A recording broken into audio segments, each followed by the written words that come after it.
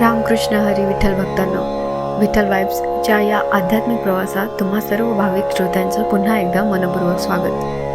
मागील भागात आपण पाहिले की 16व्या शतकातील कडक रूढी परंपराच्या काळात अवघ्या 5 वर्षाच्या बाल बहिणाबाईंचा विवाह 30 वर्षाच्या कर्मठ गंगाधर शास्त्री पाटणकर यांच्याशी झाला. खेळण्याच्या वयात चिमुकल्या बहिणाबाईवर सासरची आणि संसाराची मोठी जबाबदारी येऊन पडली.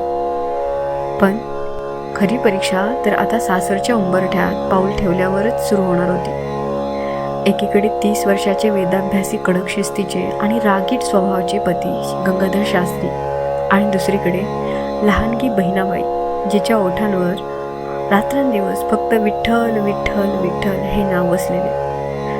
जेव्हा निष्पाप बालभक्ती आणि पतीचा अहंकार समोरासमोर आले तेव्हा घरात संघर्षाची ठिणगी पडली. पण याच यातनांच्या आणि संघर्षाच्या अंधारात बहिणाबाईंच्या आयुष्यात एक असा अलौकिक चमत्कार घडला ज्याने त्यांच्या भक्तीला एक नवी दिशा दिली. अशा कठीण प्रसंगात साक्षात संत तुकाराम महाराजांनी बहिणाबाईंना स्वप्नात दर्शन देऊन कसा अनुग्रह दिला आणि या गुरुभेटीनंतर सासरचा संघर्ष कसा अधिक तीव्र झाला, हेच आज आपण ऐकणार आहोत संत बहिणाबाई चरित्रकथेच्या या दुसऱ्या भागात. जर तुम्ही भाग 1 अजून ऐकला नसेल तर चॅनलवर जाऊन नक्की ऐका. 16व्या शतकातील कडक रूढी परंपराच्या काळात औरंगाबाद जवळील देवगावमध्ये जन्मलेल्या बाल बहिणाबाईचा अवघ्या 5व्या वर्षी विवाह झाला, हे आपण मागील भागात पाहिले. वयामध्ये तब्बल 25 वर्षांचे अंतर. कुठे 5 वर्षाची निष्पाप खेळण्याच्या वयात असलेली बहिणा आणि कुठे 30 वर्षाचे कर्मठ वेदाभ्यासी विद्वान पती गंगाधर शास्त्री.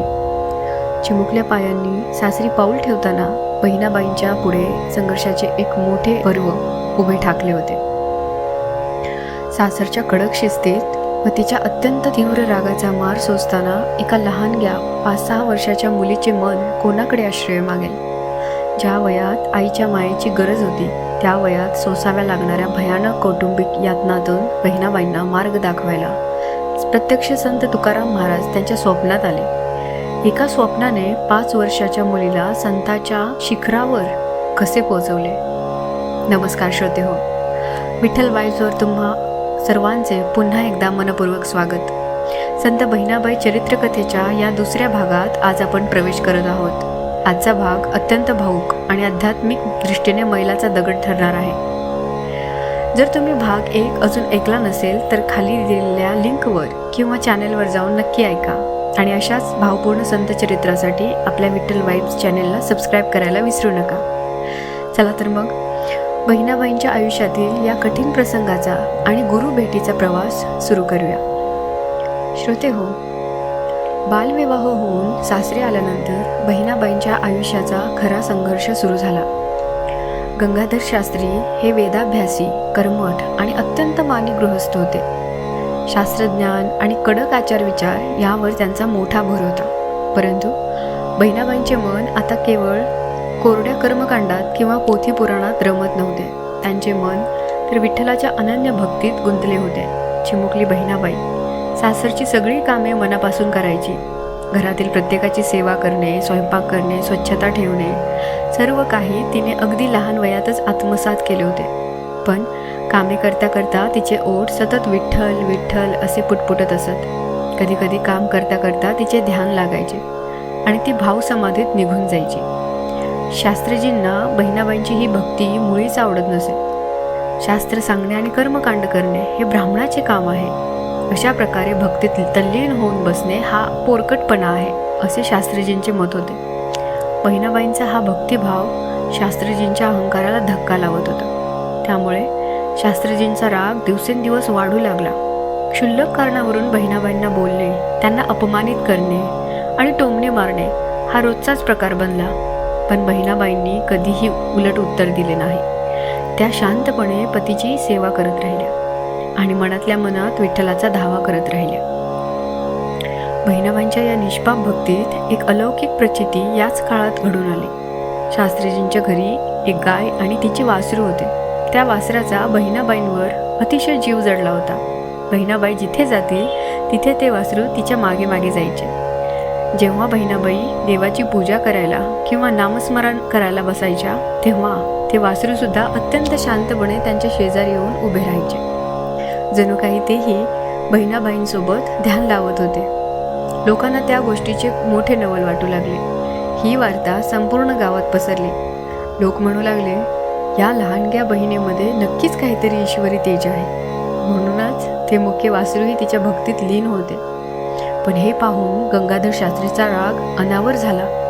त्यांना वाटले की या सर्व प्रकारामुळे त्यांचा समाजात अपमान होत आहे आणि एका लहान मुलीचे स्तुतिपाठ गायले जात आहेत. चिडून जाऊन शास्त्रीजींनी त्या वासराला बहिणाबाईपासून दूर बांधून ठेवले आणि त्याला काठीने मारहाण केली.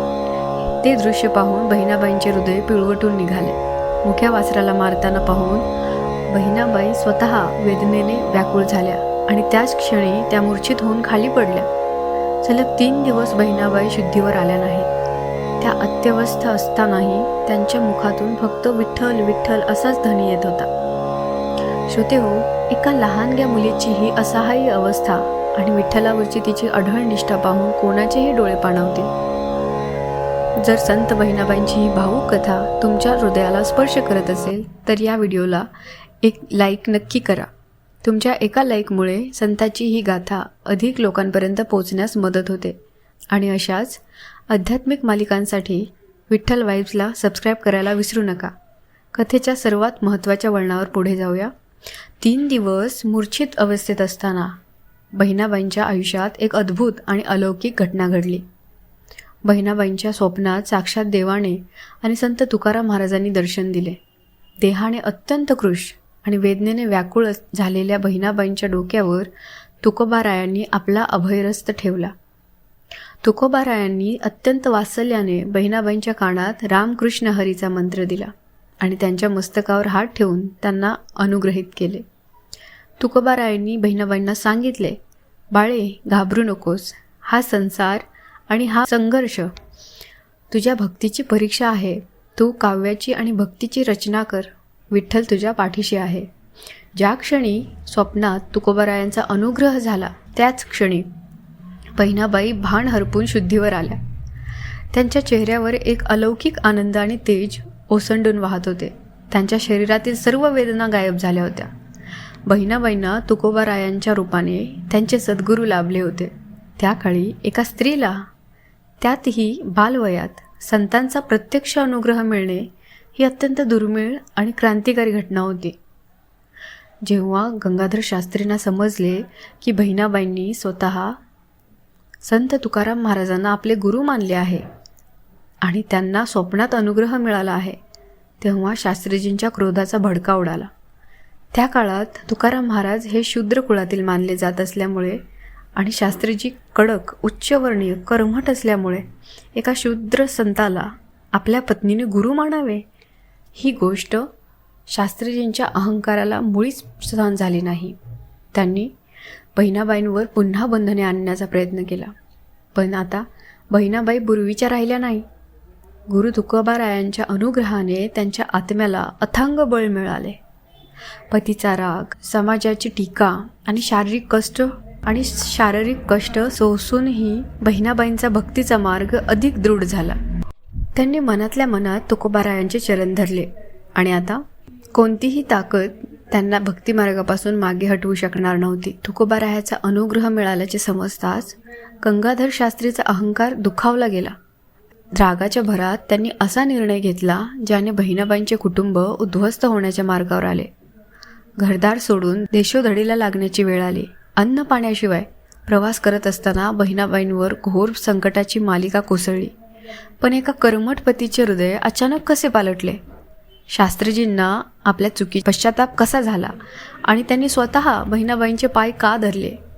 आणि शेवटी देहाने नव्हे तर आत्म्याने तुकोबारायांचे दर्शन घेण्यासाठी बहिणाबाईंनी देहूची वाट कशी धरली? हा अतिशय नाट्यमय आणि चमत्कारांनी भरलेला प्रवास जाणून घेण्यासाठी नक्की ऐका भाग 3. विठ्ठल भक्तांनो, संत बहिणाबाईंच्या या दुसऱ्या भागाने तुमच्या मनाला स्पर्श केला असेल तर कमेंट बॉक्समध्ये जय हरी विठ्ठल लिहायला विसरू नका. तुमचे एक कमेंट आमच्या पुढील भाग अधिक सुंदर बनवण्यासाठी खूप मोठी प्रेरणा देते. हा व्हिडिओ तुमच्या मित्रपरिवारासोबत आणि अध्यात्मप्रेमींसोबत नक्की शेअर करा. चॅनलला अजून सबस्क्राईब केले नसेल तर आत्ताच सबस्क्राईब करा आणि बेल आयकॉन दाबा. भेटूया लवकरच पुढच्या भागात. तोपर्यंत विठ्ठल नामाचा जप करत राहा. रामकृष्ण हरी.